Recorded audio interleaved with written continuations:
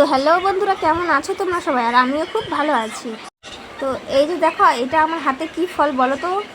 তোমরা কে কে এই ফলটা চেনো এবং কে কে খেয়েছো অবশ্যই কমেন্ট করে জানাবে। তো দেখো এই ফলটা, তো আজকে আমি প্রথমবার খাবো। তো দেখো ফলটা ভালো করে ধুয়ে পরিষ্কার করে নিয়েছি।